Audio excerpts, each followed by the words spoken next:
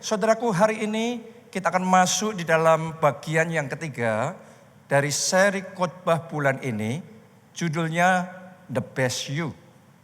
Doa saya dalam hidup saudara, Anda bisa bertumbuh jadi the best you.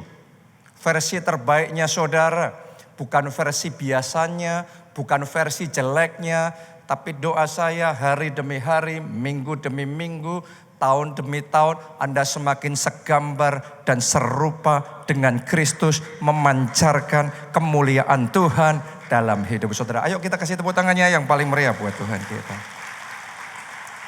Nah, di bagian 3 ini secara khusus firman Tuhan akan berbicara kepada kita tentang damai yang menaklukkan realita. Kenapa ini penting sekali? Karena kita hidup di zaman yang penuh dengan badai. Ada badai ketidakpastian, ada badai pandemi, ada badai krisis. Yang sekarang ini ada badai peperangan, nanti ada badai kelangkaan BBM, nanti ada apa lagi, ini lagi, itu lagi. Doa saya di dalam menghadapi semuanya itu, hati saudara tidak panik, hati saudara tidak dicekam dengan ketakutan, hati saudara tidak dipenuhi kekhawatiran, tapi hatimu ada damai. Ada damai sejahtera Allah yang melampaui segala akal. Ada damai yang mengalahkan, menaklukkan realita. Damai yang seperti itu bertahta di dalam hati saudara. Amin. Mari kita baca di dalam Yohanes pasalnya yang ke-20 ayat 19 sampai 21. Ketika hari sudah malam, pada hari pertama minggu itu, berkumpullah murid-murid Yesus di suatu tempat dengan pintu-pintu yang terkunci karena mereka takut. Karena mereka takut kepada orang-orang Yahudi.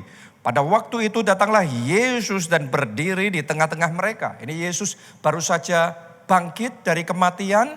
Dia datang kepada murid-muridnya dan perkataan pertama yang Yesus ucapkan setelah dia bangkit?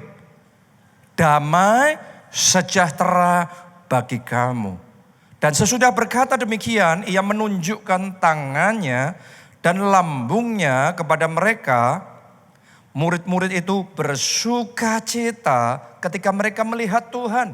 Tadinya takut ya, sekarang bersuka cita. Ada perubahannya ketika ketemu Tuhan. Ayat yang ke-21, maka kata Yesus sekali lagi. Semuanya katakan sekali lagi. Apa kata Yesus saudaraku? Damai sejahtera bagi kamu. Sama seperti Bapa mengutus aku, demikian juga sekarang aku mengutus kamu.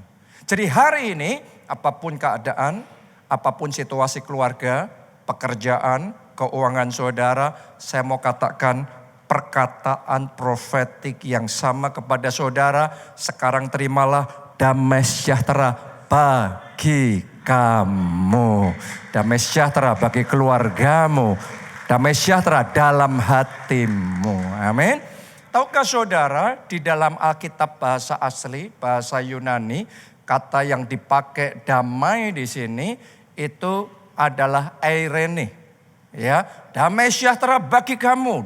Eirene yimin, saudaraku. Kemudian dalam bahasa Yunani, kata eirene ini juga sama dengan shalom.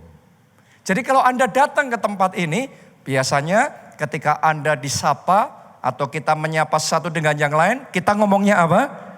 Shalom. Boleh nggak semuanya dengan iman, dengan keras katakan bersama, shalom. Boleh nggak ngomong sama kiri kanan saudara, shalom. Sekali lagi, shalom bagimu, eirene bagimu, damai sejahtera bagi kamu. Kita kasih tepuk tangannya pula yang paling meriah buat Tuhan kita. Dan damai yang seperti ini sungguh sangat kita butuhkan di dalam kehidupan kita. Kenapa? Karena damai ini yang akan menentukan masalahmu selesai apa tidak. Damai seperti ini yang akan menentukan Anda bisa menang atau Anda kalah di dalam pertarungan kehidupan. Damai seperti ini akan menentukan apakah Anda bisa mengambil keputusan yang tepat atau keputusannya meleset, salah.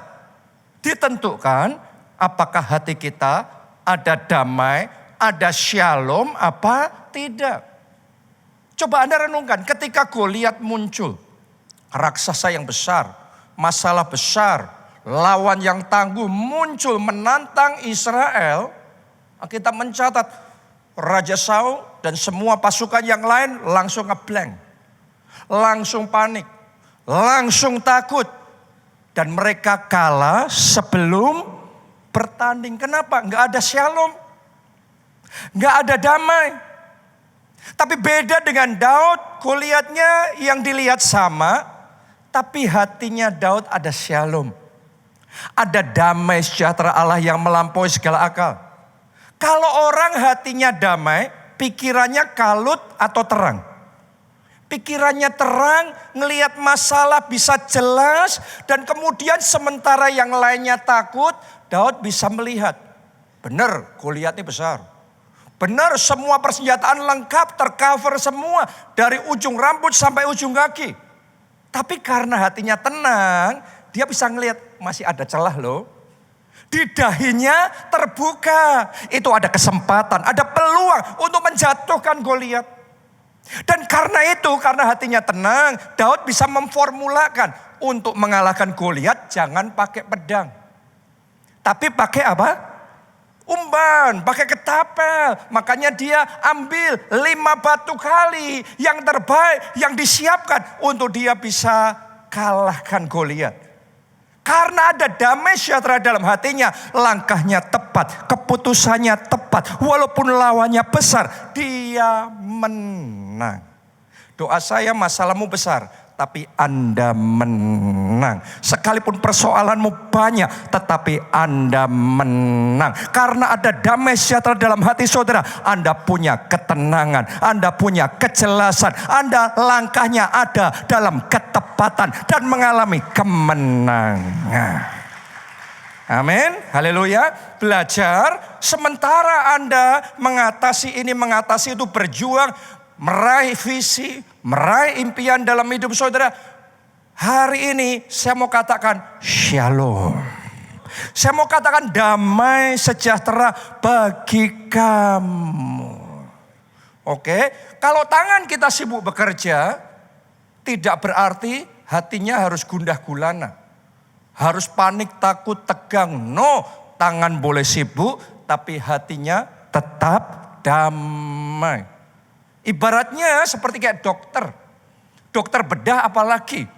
Waktu dia menjalankan operasi, terus kemudian mulai mengiris, pakai pisau operasi, membedah pasiennya. Kulitnya mulai dibedah, darah mulai mengucur, apalagi rongga semuanya dibuka. Ngelihat di dalam seperti itu, anything can happen. Benar apa tidak saudaraku? Buat orang awam kayak kita mungkin itu pemandangan yang sangat mengerikan sekali. Tapi ketenangan dari dokternya menentukan operasinya sukses atau gagal. Kalau dia nggak tenang, Anda mau nggak? Seandainya keluarga saudara butuh dioperasi, terus dioperasi dengan dokter yang sedang kacau pikirannya, panik, kalut. Mau apa tidak? No. Kita butuh dokter yang ketika melakukan operasi hatinya tenang. Karena dengan ketenangan, dengan kedamaian, tangannya sibuk bekerja, hatinya tenang, dia akan berhasil, operasinya berhasil. Jadi hari ini menghadapi keadaan segawat apapun di dalam kehidupan saudara, saya tantang saudara ambil keputusan untuk tetap tenang. Menghadapi masalah keluarga yang saat ini begitu rumit. Menghadapi persoalan bisnis, masalah besar di dalam keuangan saudara, atau urusan pelayanan. Saya tantang saudara ambil keputusan tetap tenang. Itu adalah sebuah keputusan iman. Kenapa? Karena keputusan iman tidak nunggu masalahnya selesai dulu.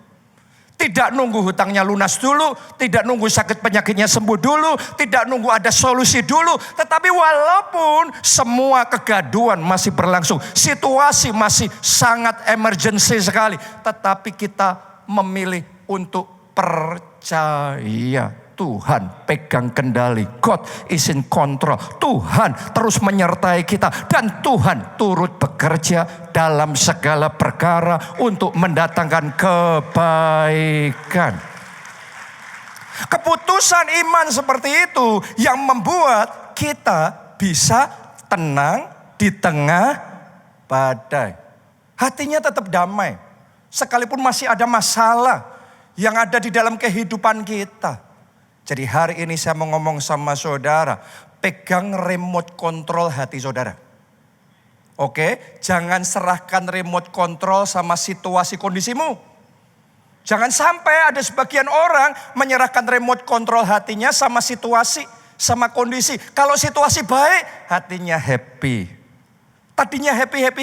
Begitu dengar kabar buruk, langsung damainya hilang. Hari ini, take over, ambil alih remote control hati saudara. Oke, dan mulai hari ini, pencet channel damai. Oke, lihat konten damai. Subscribe di channel damai. Boleh katakan amin saudaraku. Sehingga mau kondisi apapun yang ada dalam keluarga, dalam pekerjaan, di dalam pelayanan, hatimu tetap damai. Mulai sekarang damai saudara bukan damai yang biasa, tapi damai yang melampaui segala akal. Damai yang mengatasi situasi dan kondisi. Damai yang menaklukkan realita. Tepuk tangannya kita yang paling meriah buat Tuhan kita. Dan damai yang kayak gitu tidak ditentukan oleh keadaan. Damai yang seperti itu tidak bisa dirampas siapapun. Mari kita baca Yohanes 16 ayatnya yang ke-22. Demikian juga kamu sekarang diliputi duka cita, tetapi aku akan melihat kamu lagi dan hatimu akan bergembira. Saya perkatakan jemaat GKA di sini, hatimu bergembira. Anda juga yang mengikuti secara online, hatimu bergembira. Ada sukacita Tuhan di dalam hati saudara. Ada damai Tuhan di dalam hati saudara. Dan perhatikan ini, dan tidak ada seorang pun yang dapat merampas kegembiraanmu itu daripadamu. Jadi damaimu, sukacitamu itu tidak ditentukan orang lain. Tidak ditentukan perkataan tetanggamu. Tidak ditentukan news, berita yang Anda baca setiap hari. Atau kabar apapun yang Anda dengarkan. Alkitab ngomong, tidak ada seorang pun yang dapat merampas kegembiraanmu, damaimu. Kecuali kamu yang menyerahkan. Kecuali kamu yang ya sudah dengar itu kemudian ya sudah ngikuti keadaan, ngikuti situasi. Hari ini sekali lagi saya mau katakan, ambil alih remote control hati saudara. Dan ambil keputusan dengan iman. Tetap tenang, keadaan boleh kacau, tapi hati kita tetap damai. Karena kita percaya Tuhan pegang kendali dalam hidup kita. Dan Tuhan selalu turut bekerja mendatangkan kebaikan. Katakan amin dan tepuk tangannya yang paling meriah buat Tuhan kita. Mungkin Anda tanya sama saya, apa mungkin Pak yang seperti itu? Daud ngalami. Suatu ketika dalam hidupnya yang tadinya sudah tenang-tenang, mapan, dia jadi raja yang sangat berkuasa. Tapi secara tidak terduga. Walaupun Daud peka sama Tuhan, Daud dicintai, Daud diberkati Tuhan. Tapi kadang-kadang dalam hidup ini diizinkan menghadapi situasi-situasi yang mengagetkan. Dia nggak nyangka anak kesayangannya sendiri namanya Absalom bangkit memberontak. Dan karena Daud nggak siap, sehebat apapun orang saudaraku ya, karena nggak nyangka nih anak sendiri nih. Ini yang paling dia sayang, paling dia percaya. Tapi yang bangkit dan menikung dia. Yang bangkit dan memberontak dan menjatuhkan Daud. Dan karena itu nyawa Daud terancam. Karena itu Daud harus lari dari istananya. Karena itu dia kehilangan kerajaannya. Jadi Anda yang baru kehilangan harta, kehilangan aset, Anda kehilangan dan mengalami sesuatu kerugian yang sangat luar biasa. Saya mau katakan sama saudara, pada waktu itu Daud kehilangan segalanya. Pertanyaan saya, ketika Anda dalam kondisi yang sama seperti Daud, secara emosional hatinya juga pasti terluka karena anaknya kesayangan sendiri yang mengkhianati dia. Pertanyaannya, bisa tetap tenang apa tidak? Orang ngomong gak mungkin, impossible. Tapi mari saya bacakan sama saudara satu mazmurnya Daud di dalam keadaan yang sangat gelap di dalam kehidupannya itu. Kita baca Mazmur 3 ayat 6 sampai 7.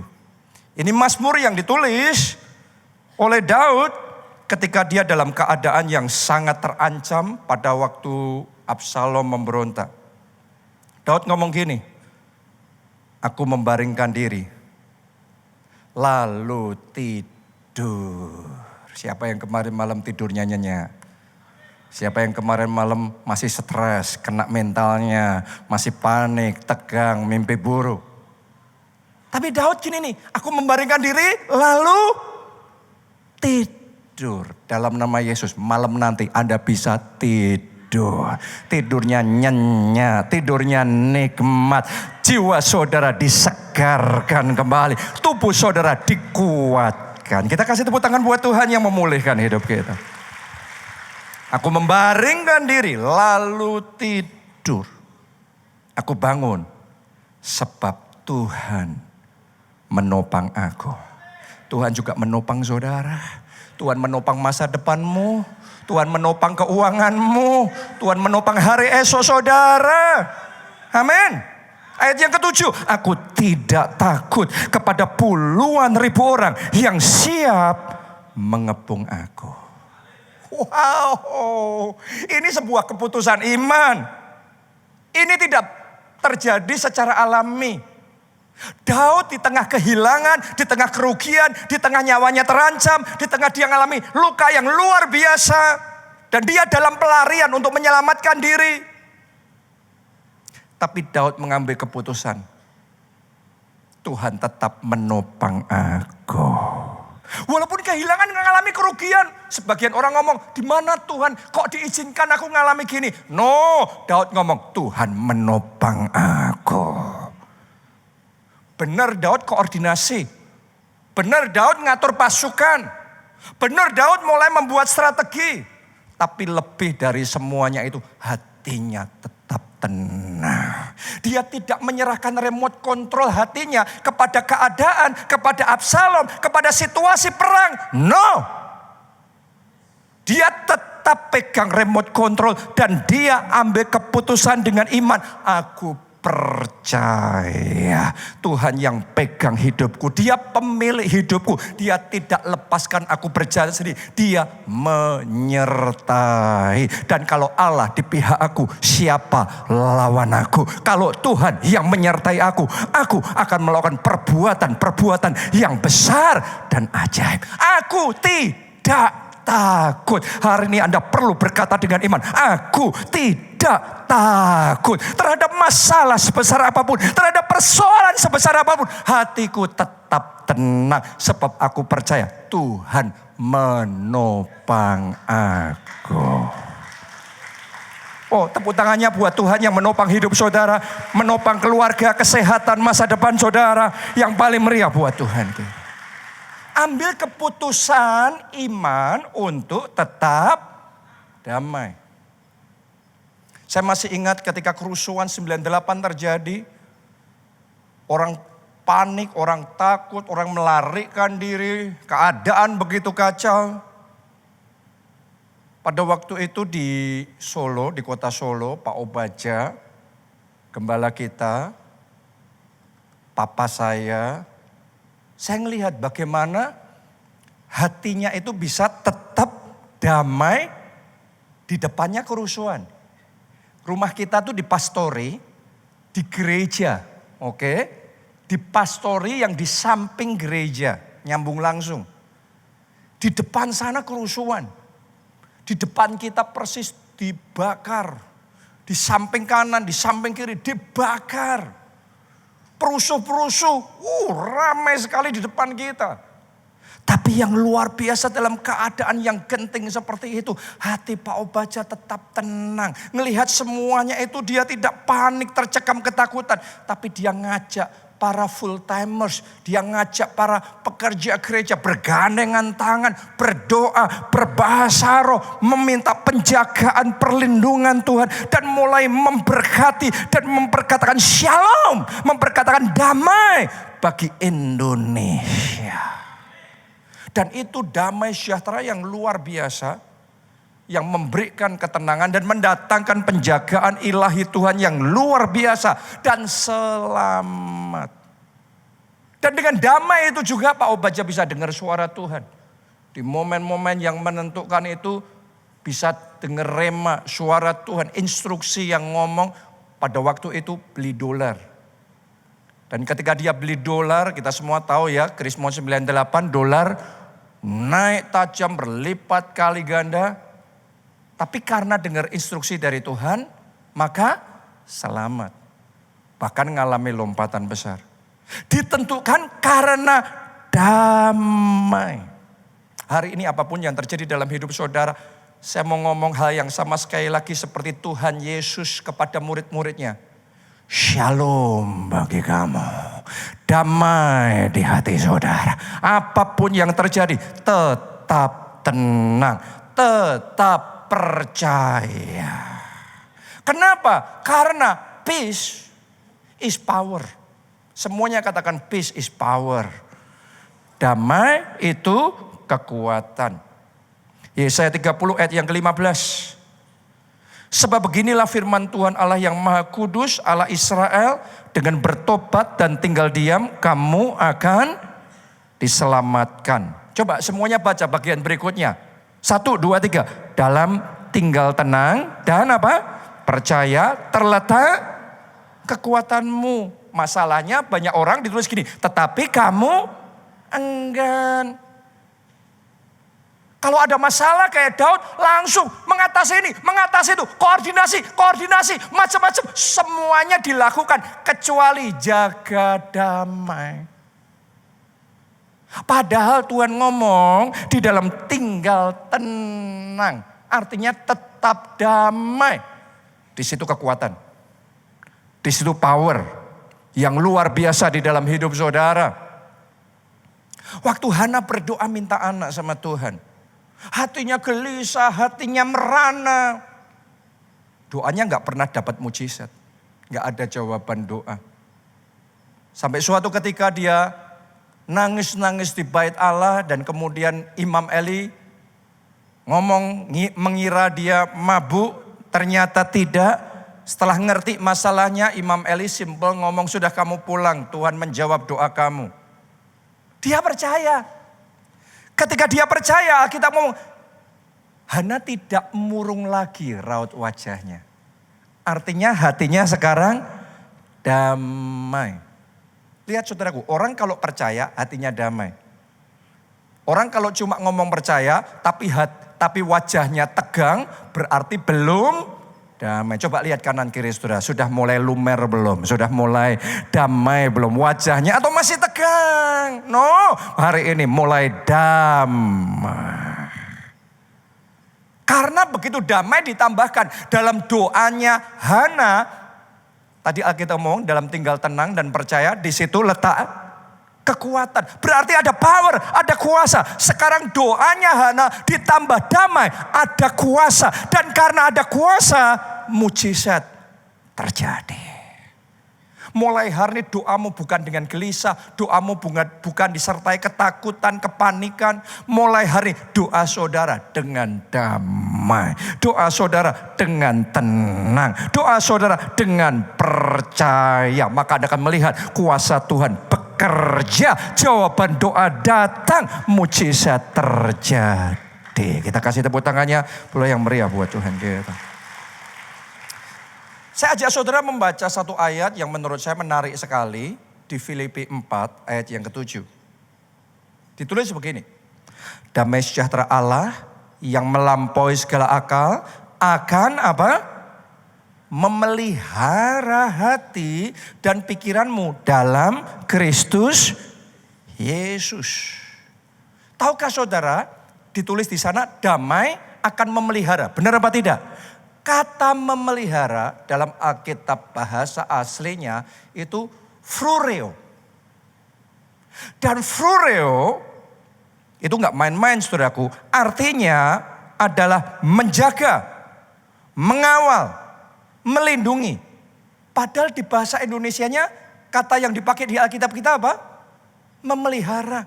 Tapi di bahasa aslinya itu menjaga, mengawal, melindungi seperti tentara yang lagi ngawal pos penjagaan. Jadi ini bukan penjagaan biasa, ini penjagaan yang ketat sehingga tidak memberi celah untuk musuh bisa menerobos.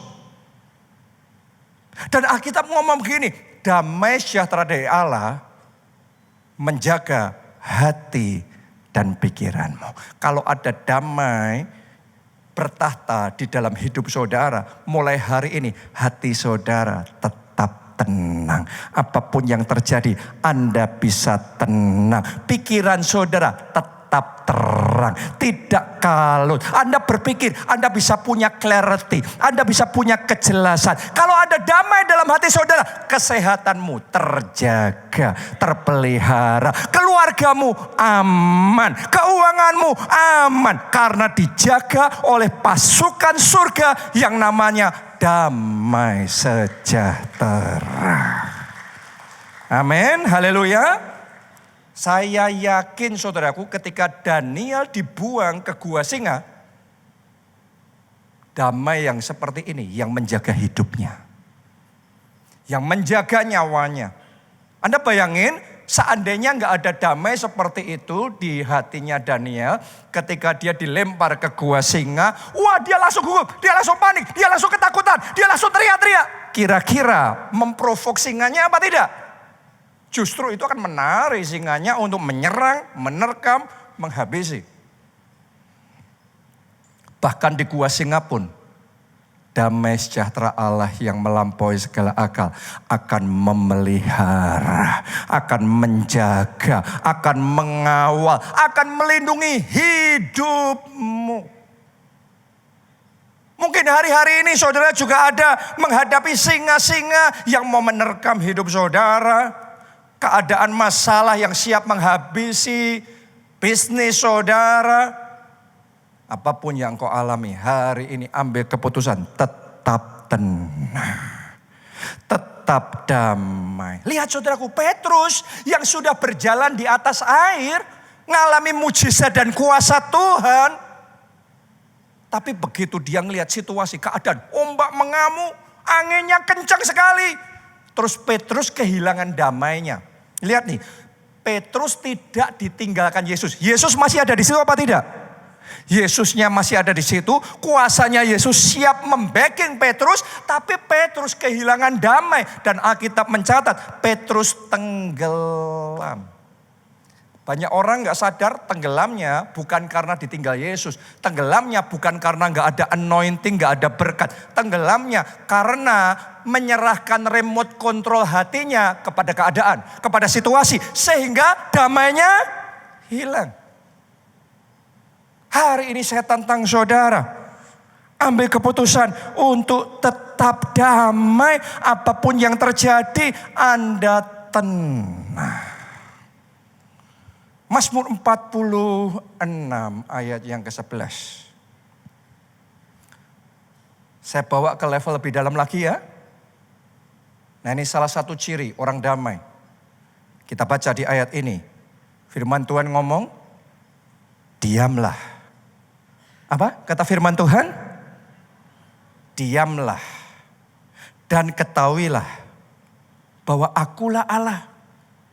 Aku ditinggikan di antara bangsa-bangsa, ditinggikan di bumi. Tahu nggak saudaraku, kata diamlah di sini dari bahasa Ibrani harpu, yang artinya berhenti, tenang, lepaskan, diamlah. Kadang-kadang di tengah masalah kita gak bisa berhenti. Pikiran kita terus. Kadang-kadang ada situasi tertentu. Saudara harus belajar untuk let go. And let God. Kayak Daud.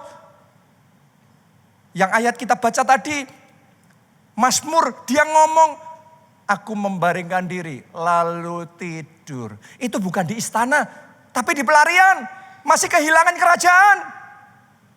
Tapi Daud melepaskan semuanya itu. Dia bukan waktu tidur terus masih mikirin, masih panik. No. Dia letakkan masalahnya. Dia menenangkan jiwanya, pikirannya. Dan dia mempercayakan hidupnya pada Tuhan. Karena itu di tengah masalah dia bisa tidur nyenyak. Ini nih, diamlah dan ketahuilah akulah Tuhan. Ketika kita diam, ketika kita menenangkan jiwa kita. Karena sebagian orang jiwanya berisik banget. Sebagian orang jiwanya gaduh dan selalu terburu-buru, rasik, selalu sibuk. Akhirnya Anda capek. Akhirnya Anda selalu tegangan tinggi, sensi, marah-marah. Kenapa? Gak belajar untuk diam.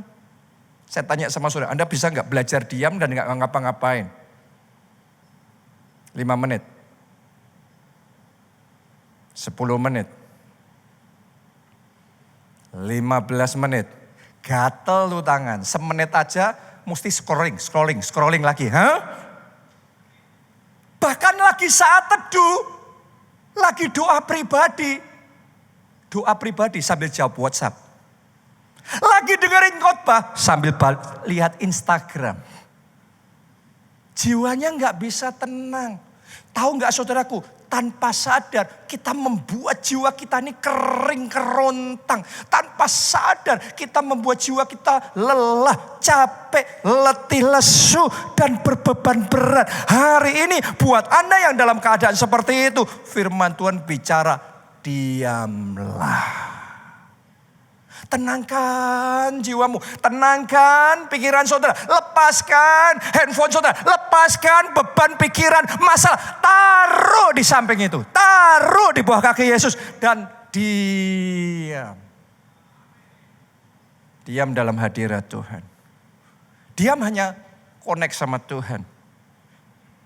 Nanti Anda akan melihat, diamlah dan ketahuilah akulah Tuhan. Ketika engkau diam dan mempercayakan hidupmu sama Tuhan. Seperti Daud di tengah peperangan, dia tidur, dia percaya Tuhan menopang aku. Ternyata itu persis yang terjadi. Ketika Daud percaya, ketika Daud diam, Tuhan yang bekerja, Tuhan yang membalikkan keadaan, dan Tuhan yang memberikan kemenangan.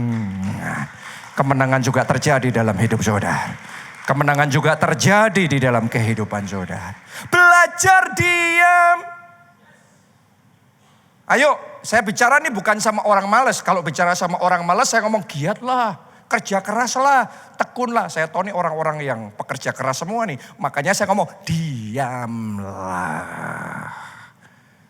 Ini orang Jakarta. Dari pagi sampai malam jadwalnya penuh. Penuh aja Anda tambah-tambahin terus. Terus multitasking. Anda pikir Anda akan efektif, produktif. Tapi tanpa sadar Anda lakukan itu di jangka waktu yang panjang. Dan akhirnya Anda capek, Anda burn out. Terus saudara mau liburan. Liburan masih scrolling terus. Liburan diisi dengan jadwal yang padat, ke sini, ke situ, ini, itu dan lain sebagainya. Selesai liburan, Anda butuh liburan gara-gara liburan. Gila kan? Karena gak bisa menenangkan jiwanya. Hari ini firman Tuhan ngomong, diamlah.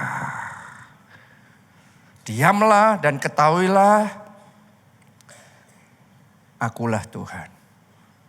Seringkali dalam menghadapi masalah, saya sendiri secara pribadi menghadapi persoalan ini itu. Urusannya begitu banyak, checklistnya nggak selesai-selesai. Satu checklist saya selesaiin, 10 yang baru muncul saudara. Oke, Anda pun juga mungkin lebih daripada itu. Ya, kadang-kadang menghadapi masalah yang rasanya di luar kemampuan, di luar kekuatan. Tapi di situ saya belajar diam. Diam bukan berarti menyerah. Diam bukan berarti lemah. Diam itu adalah perlawanan rohani. Diam itu kita mempercayakan hidup kita sama Tuhan. Kita sedang pegang tangan Tuhan dengan kencang. Kita nggak ngomong, nggak panik, nggak. Tapi aku percaya Tuhan tidak meninggalkan aku. Aku percaya Tuhan terus menyertai aku. Diamlah dan ketahuilah akulah Tuhan. Saat Anda diam, apa yang Anda lakukan? Nomor 1, isi pikiran saudara dengan narasi firman Tuhan. Halo, Bapak Ibu, saudara sekalian. Coba Anda perhatikan. Yang selalu terngiang-ngiang di benak saudara, itu skripnya kayak apa? Narasinya gimana? Nanti kacau loh. Nanti gimana kalau gini? Suara-suara kayak gitu terus muncul gak di benak saudara? Nanti jangan-jangan, lah nanti gimana? Saya mau ngomong sama saudara, itu yang membuat jiwamu berat, itu yang membuat hatimu capek. Kenapa? Skripnya jalan terus. Dan itu skrip yang salah, skrip yang menguras energi, skrip yang menghabisi hidup saudara. Itu narasi ketakutan, itu intimidasi, itu kayak Goliat yang ngomong sama tentara Israel, ngancem-ngancem dan nakut-nakutin. Dan kemudian Saul ketakutan, Saul panik, tentaranya takut, semuanya panik. Capek lah. Karena skripnya salah nih, yang terus diputar salah nih. Sekarang juga kalau saudara buka channel sosial media, channel YouTube saudara, nanti Anda tahu skrip apa yang muncul dalam hidup saudara. Ini selat, apa tadi namanya? Selat Hormuz. BBM, wah. Anda teruskan, makanya gak heran capek. Karena skripnya kayak gitu.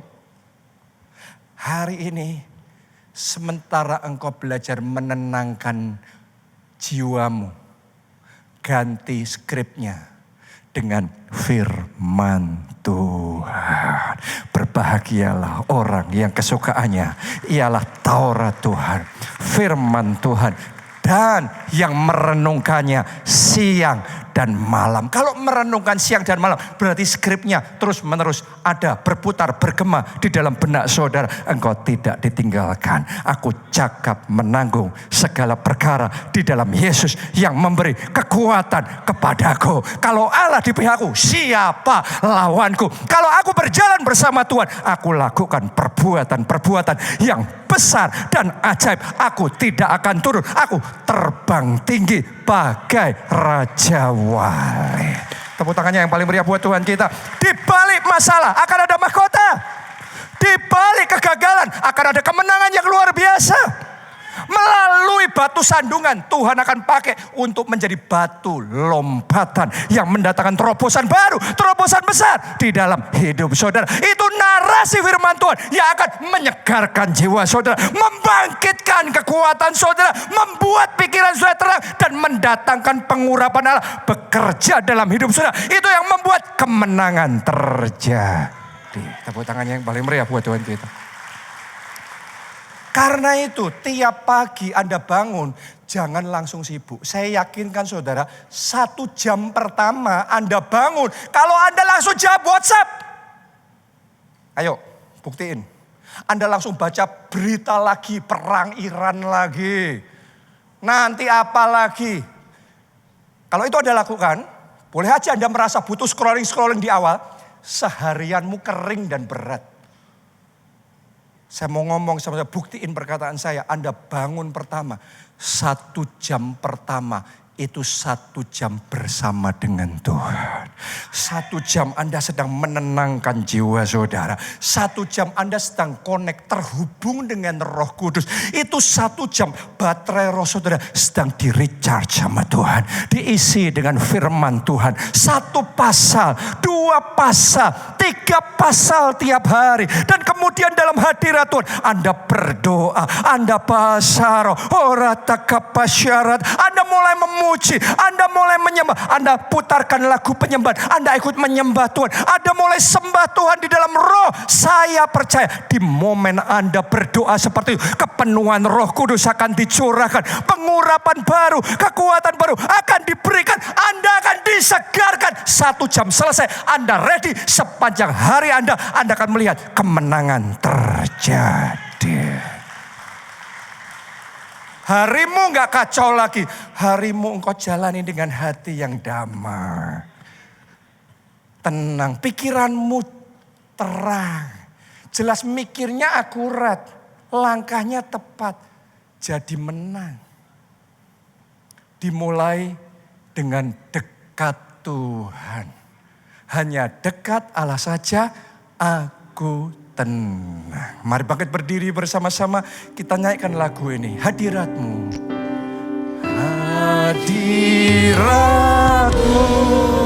Tuhan.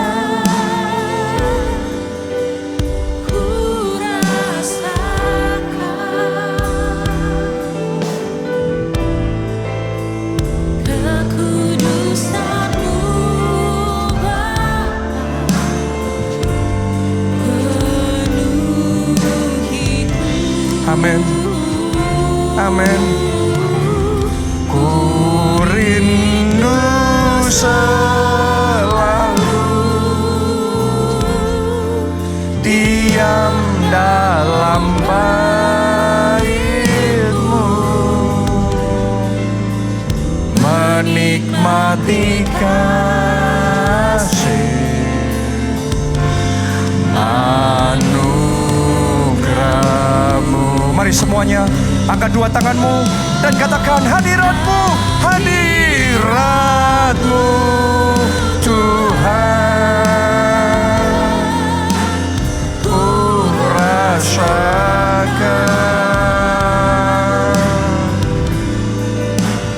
kekudusan-Mu Bapa.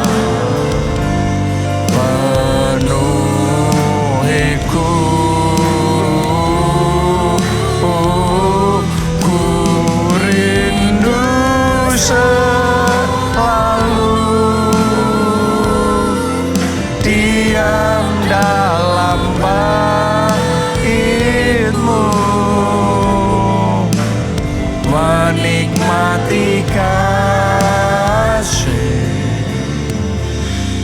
anugerah-Mu. Belajar dites dari keadaan saudara. Belajar melepaskan diri, naruh semua beban pikiran, keadaan, lepasin dulu. Supaya engkau bisa menenangkan jiwamu. Sehingga engkau bisa berdoa. Banyak orang gak bisa berdoa. Mau berdoa tapi pikirannya begitu sibuk. Taruh handphone saudara, taruh beban masalah saudara. Duduk aja gak ngapa-ngapain. Tapi dalam hadirat Tuhan Anda arahkan hatimu sama Tuhan. Anda mulai berdoa, Anda mulai menyembah, Anda mulai bahasa roh. Di saat itu jiwamu mulai connect sama Tuhan. Ketika jiwamu terhubung sama Tuhan, maka aliran rohnya akan mulai mengalir. Kekuatannya akan mulai mengalir. Kuasanya akan mulai menyegarkan jiwa saudara. Dan kekuatan baru akan diberikan untuk membangkitkan dan menguatkan hidup saudara. Kalau Anda mau itu, mari sekarang semuanya angkat 2 tangan saudara. Yang bisa bahasa roh, Anda berdoa dalam bahasa roh. Yang belum, saudara berdoa dalam bahasa Indonesia. Sembah dia, lupakan masalah, persoalan, lupakan yang lain, jangan pikirkan yang lain. Hanya Tuhan, only Jesus, only Jesus, only Jesus. Oh, thank you Jesus. Dalam hadirat-Mu kami disegarkan. Dalam hadirat-Mu kami dikuatkan. Jiwa kami tenang. Kami fresh. Thank you Lord. Ora takapasyara lapakasyara. Ora lapasyara lapakasyara. Hadirat-Mu Tuhan. rasakan, amin, kekudusan-Mu Bapa penuhiku.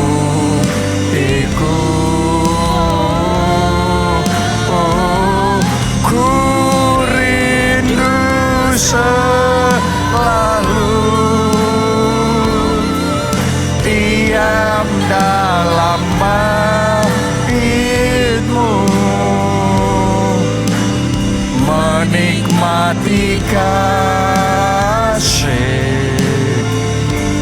anugerah-Mu. Sekarang jemaat saja, jemaat sendiri, hadirat-Mu, hadirat.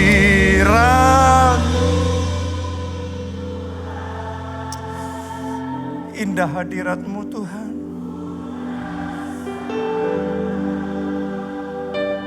We feel the Holy Spirit.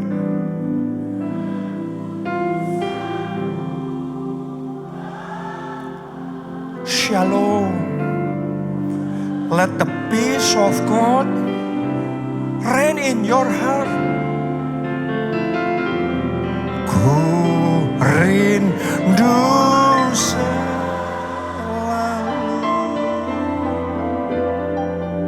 diam dalam bait-Mu, menikmati kasih anugerah-Mu. Mari semuanya sekali lagi lambai-lambaikan dua tanganmu, katakan hadirat-Mu Tuhan, ku rasakan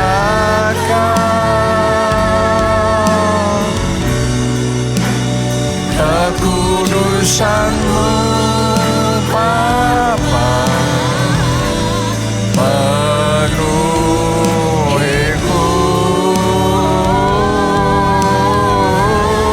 Ku rindu selalu diam dalam bait-Mu, menikmati kasih anugerah-Mu, menikmati kasih anugerah-Mu.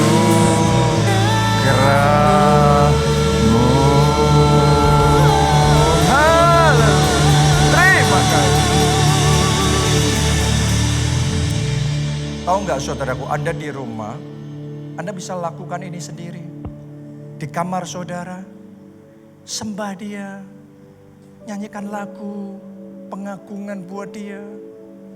Terus Anda bisa doa, Anda bisa bahasa roh, Anda bisa sampaikan seruan hatimu sama Tuhan. Atau Anda simply diam, cuma diam dan merasakan hadirat-Nya ada dalam hidup saudara. Tanpa pegang handphone, tanpa sibuk macam-macam. Lepas dari yang lain, terhubung hanya sama Tuhan. Baca Alkitab, tanya Tuhan.